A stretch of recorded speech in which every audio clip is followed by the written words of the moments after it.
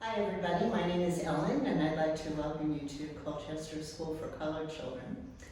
I think you all know that Colchester has a commitment to excellence in education, but what you might not realize is that commitment goes back hundreds of years. This building is a replica or a copy of a one-room schoolhouse from over 200 years ago. It's made of wood, plaster. It has a stove in the center here for heat, and it's very different from your school. There's no bathrooms, there's no lights, there's no electricity, no gym, no cafeteria. If you went to school in 1800, you would have chores to do as part of going to school. And here are some of the chores that would become. You would have to gather firewood because we need it for the wood stove because that's our only heat source in the wintertime. Put up the flag because we're a young country and we're very patriotic.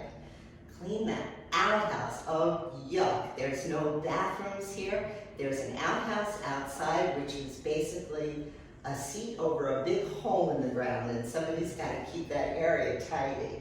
Someone would have to build the fire for us. Someone's got a chore of sweeping the floors. We have to clean the slates. We did write with pen and ink in the summertime, but in the wintertime the ink froze, so we had to use chalk slates to do our lessons and clean this slate as well. This slate is a piece of wood.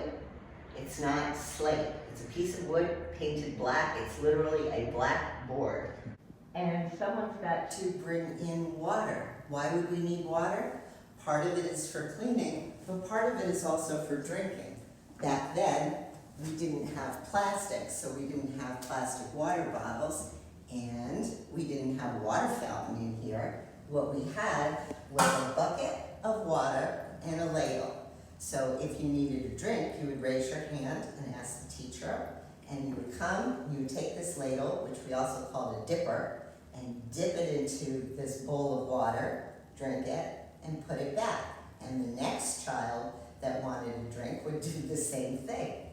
Ask the teacher, come over, take the dipper, take a drink of water, put it back. This only got cleaned maybe once a day. They didn't know about germs like we do today. In 1800, there were about a dozen one-room schoolhouses like this, and they were spread all over Colchester. They were called district schools. And why do you think that might be, that they had so many little schools instead of one big school?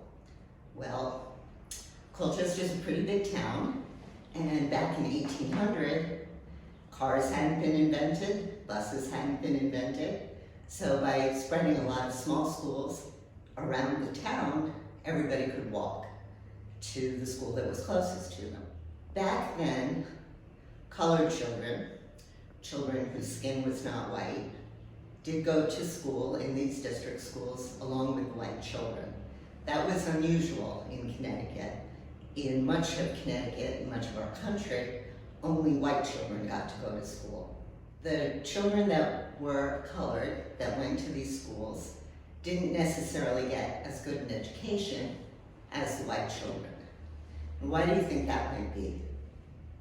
Well, you've probably talked to your teachers or your parents about things like prejudice, racism. You've certainly talked about bullying. Those are not new problems. Those were problems back then as well.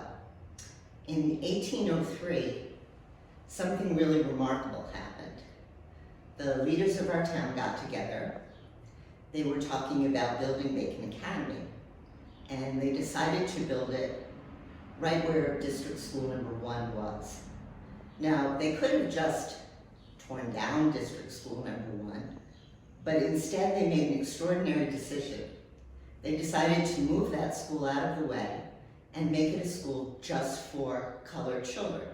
The colored children included slave children, they included free children, any children whose skin was not white. And it was a free public school just for them, and they decided to hire a teacher of color as well. That way the teacher could not just teach, but they could be a mentor and a role model for these children. It was the first school in Connecticut exclusively dedicated to providing a free education to children of color. We don't know exactly why the leaders of our town decided to do this. We do know that shortly before the school opened, a law had been passed that said that slave children would have to be freed on their 21st birthday. Connecticut and a lot of the country was moving towards ending slavery. And we knew that if these children were going to be free, that education was more important than ever because they would need to be able to earn a living, provide for a family, and be productive members of their community. Many of the teachers and students that went to school here at the School for Colored Children went on to have really remarkable lives.